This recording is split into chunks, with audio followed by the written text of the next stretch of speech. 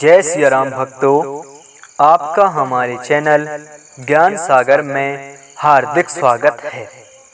आज हमारे WhatsApp number पर श्रीमान रामगिर गोस्वामी जी ने एक प्रश्न पूछा है, जो कि इस तरह से है। ऐसे कौन से राजा थे जिनके पास 10,000 कान थे? तो श्रीमान रामगिर जी, आपका प्रश्न बहुत ही सुंदर है तथा इसका अर्थ बताने के लिए हमें आपको एक कथा सुनानी पड़ेगी, जो बहुत ही पुराने बात है और पुराने कथा है और पुराणों में यह कथा वर्णित है, जिसको बहुत से कथा शास्त्री नहीं जानते हैं। जो कि कथा इस तरह से है।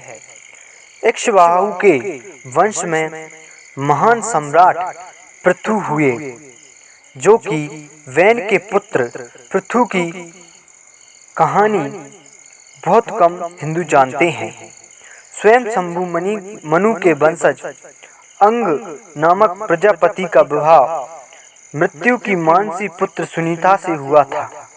वैन उनका पुत्र हुआ। पृथु ने कई महान कार्य किए थे। उनके महान कार्यों के कारण उनको भगवान विष्णु का अंश अवतार माना गया।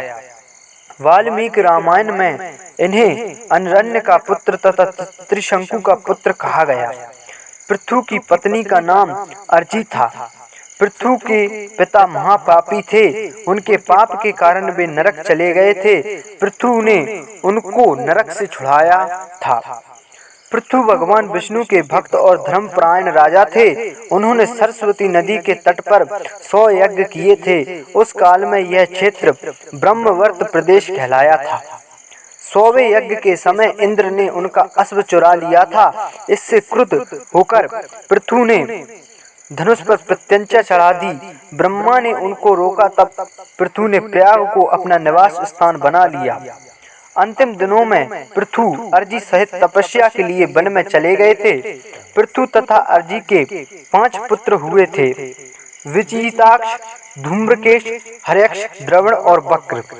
तो श्रीमान रामगिर जी, आपको बता दें कि जो राजा पृथु थे वो बहुत ही धर्मपरायण राजा थे और उनके नाम से ही इस धरती का नाम पृथ्वी रखा गया था। तो ये प्रकृति का संरक्षण करते थे और भगवान श्री हरि विष्णु की तपस्या करते थे। एक समय की बात है, जब राजा पृथु अपने यहाँ एक हवन यज्ञ को करते हैं, तो भगवान श्री हरि विष्णु उनसे प्रसन्न होकर उनके वहां पर आ जाते हैं और उनसे कहते हैं कि हे राजन, तुम कुछ वरदान मांगो, मैं तुम्हारी तपस्या से बहुत ही खुश हूँ।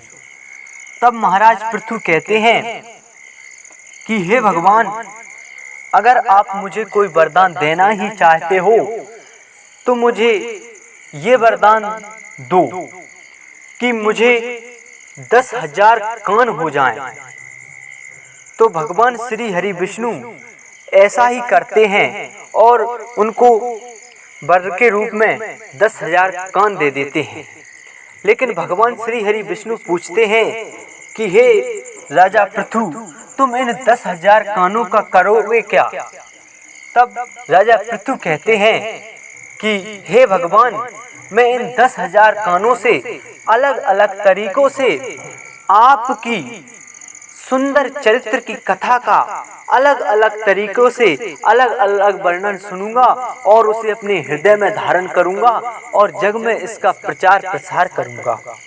तो श्रीमान रामगिर गोस्वामी जी, आपके प्रश्न का उत्तर राजा पृथु पर लगता है। इन्होंने भगवान विष्णु से 10,000 कानों को वर के रूप में मांगा था। तो आपका प्रश्न के उत्तर यही लगता है। अगर आप सभी भक्तों को हमारी वीडियो अच्छी लगती हो तो हमारे चैनल को लाइक करें, शेयर करें, बस सब्सक्राइब करें। जय सिया राम भक्तों।